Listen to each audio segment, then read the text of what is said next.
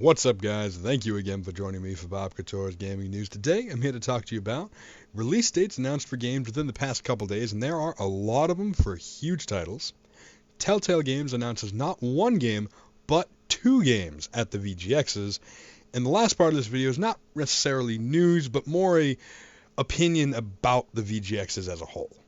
So for my first story of the day, I'm here to talk about a couple of different release dates for games that some of the dates have just been announced, and the first one of these is a date that we already knew about, but personally I just completely forgot about, and so might have you.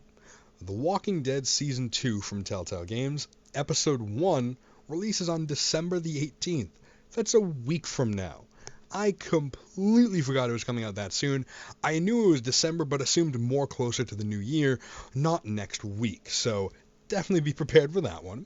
The next game that's on my list of release dates coming out is Metal Gear Solid 5 Ground Zeroes, which is coming out on March the 18th for all PlayStation 3, PlayStation 4, Xbox One, and Xbox 360. And now the Xbox One and PlayStation 4 versions do have exclusive DLC.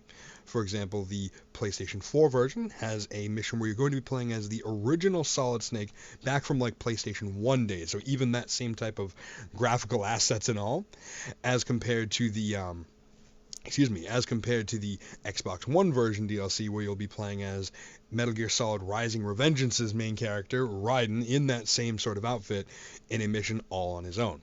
Now, I'm still kind of unhappy with the idea of split exclusive DLC for consoles.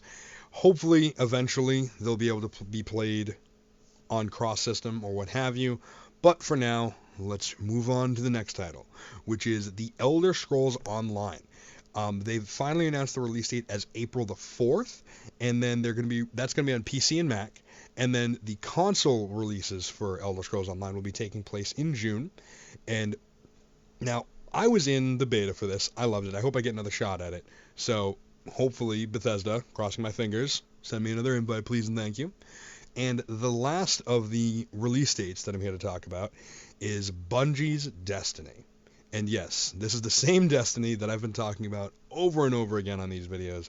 They have a release date set for September the 9th. And now, just as Sony had said, actually my mistake, same as Bungie has said previously, they're going to be having the beta for Destiny take place on PS3 and PS4 before Xbox, which in this case they've said that will be in the summer of this year. I was hoping for spring or even just at the turn of the new year, but apparently they're pushing that back, or at least pushing my hopes back to summer of this year. So for my second story of the day, at the VGXs, the company TellTale Games, which obviously made the very famous game of the year, The Walking Dead Season 1, and also just recently released The Wolf Among Us. Now, they announced not one, but two games at the VGXs that they'll be making, and both should be releasing in 2014. One being a collaboration with Gearbox Software called Tales from the Borderlands. Now, this is going to be a collaboration of Gearbox's Borderlands with Telltale's development, storytelling, and so on and so forth.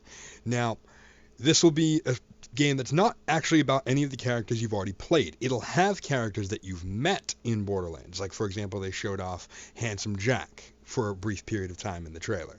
Now, you're going to be playing as not Vault Hunters, almost wannabe Vault Hunters, I believe this is what the quote was said on the VGXs. But it looks like just from the trailer alone, I'll be putting the trailer for this and the other game in the description below, that the character that you'll be playing as has been framed for something, as there's a wanted poster for fraud. But regardless, it seems like a very cool idea to take a franchise that's already very well popular, very well established, and making it into another game. Now, mind you, this being a game franchise that's already big and already popular. Taking that and putting a lot more story effort into it. I mean, the story for Borderlands and Borderlands 2 has been well enough for the genre it serves, but this will be a completely story-driven version of the game. Not the same version that we've already played. It'll be something entirely different.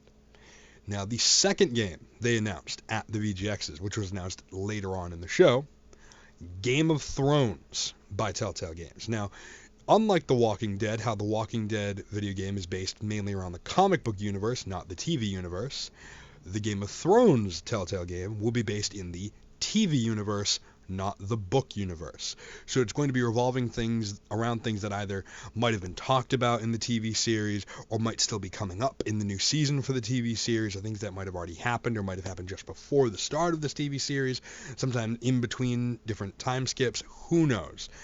That we didn't really get too much info on Game of Thrones, aside from the fact that they will have, very big battles and things like that. But the thing I'm concerned about with both games, don't get me wrong, I think they're going to be great. I mean, TellTale has been on a super hot streak. I mean, again, with The Walking Dead coming out right around the corner, Wolf Among Us being rated very highly pretty much by everyone all around. So I don't have a problem with Borderlands or Game of Thrones not being good, because I think they'll be great. But I think the fans of those series might not know what they're getting into. Like, for example, their idea, of course, with Borderlands is to get people from the Borderlands crowd into these types of games. And same idea for Game of Thrones. Instead of watching the books or reading the TV or watching the TV show and reading the books, they want people playing these games. And when more or less the mainstream version of games nowadays are a lot of very fast-paced shooters, action adventures, things like that. TellTale games are very, very slower paced, story-driven, character-driven. So it's almost like you're watching a TV show. So I'm not sure if the fans of those particular series will enjoy what they're getting into. I know fans of TellTale will enjoy what they're getting into, but I'm very curious to see how both of those turn out. We don't have any sort of exact dates for those as of yet, otherwise they might have been in the previous point of the show. But they will be released in 2014 at some point, so you'll probably be hearing from me next time when we have more particular dates announced. And my last piece for the day, not necessarily a piece of news, again, this is just me talking about the VGXs as a whole. Now, if you don't know what the VGXs are, those are the renamed Video Game Awards. Spike TV decided to rename and revamp the Video Game Awards, and personally, dear God, it was the worst outing for this show I've ever seen. Now, mind you, I don't have a problem with the companies who won the awards, the games, things like that. That's all hearsay. My issue with the VGXs was how it was actually presented. Not only in the form of the guest host in Joel McHale. Jeff Keighley I thought was fine, just to get that out in the open. Jeff Keighley and Joel McHale hosted this year. Jeff Keighley was fine. He's been in many, many different things involving the video game industry for many different companies. He's done emceeing for similar events like this. Again, he did fine. He was par for the course, if you will. Joel McHale, I'm not sure what decision was made, or why the decision was made, I should say, to bring him on, because all he did was tear down the show, not only making fun of more or less the show entirely, the fan base of gaming itself, developers to their faces. It was almost awkward to watch. Never mind how many interviews they've had where he would just interrupt developers and just say something that didn't even matter, wasn't even relevant to the conversation at hand, and expected a response out of it. And they also had a separate group that was actually outside getting ready for the GTA 5 concert they were doing outside, which that is something I'll get to a bit later as well.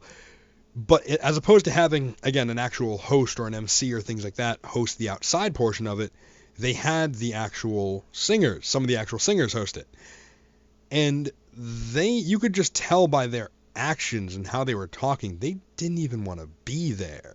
They just wanted to go out there and have fun, which for what their position is, just, being a singer, so on and so forth, or it's kind of comes with the territory, but not necessarily for somebody who you want representing a show.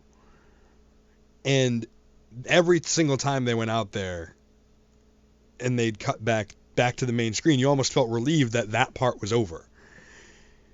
And moving on to just the award presentation, the fact that Game of the Year was at the middle of the show. This is usually something that is the end of the show. This is what you end your show with. Game of the Year, the one that shined above the rest.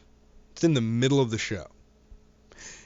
Also, never mind the fact that more than half of the games that were available for awards weren't presented on the show. They extended the show to 3 hours long and cut out half of the rewards.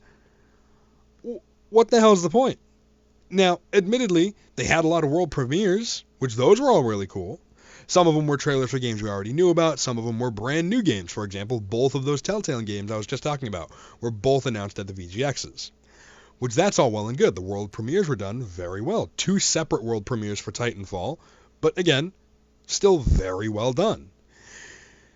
But they got rid of the theater aspect that you saw from the other VGA awards, where it was more or less similar to that of the Oscars or the Emmys, just an awards show, what we expect it to be. Now, I apologize if this seems like a bit of rambling or ranting here, but I guess to summarize my point here, the Video Game Awards, in theory, are supposed to be about kind of a celebration of video games as a whole over the past year. They're supposed to be celebrating not only the hobby, the fans, the developers, but gaming as a whole, the art form that is video games. That's what the Video Game Awards are supposed to be. Not the garbage that we were served by Spike. I would respectfully ask Spike and Game Trailers, who hosted, to get your act together. This was terrible. And I'm not the only one who's complaining about this either. It is widespread. So please, next year, 2014, I'll be watching then too. Get your act together. And that's all the content I got for you this week, guys. Thank you so much for watching. Be sure to like this video, subscribe to my channel if you have not already. If you liked the video well enough, you can give it a share as well. Or if you had a thought or an opinion, so on, you can leave that in the comments section down below. But I just wanted to thank you guys again for watching, and have a great night.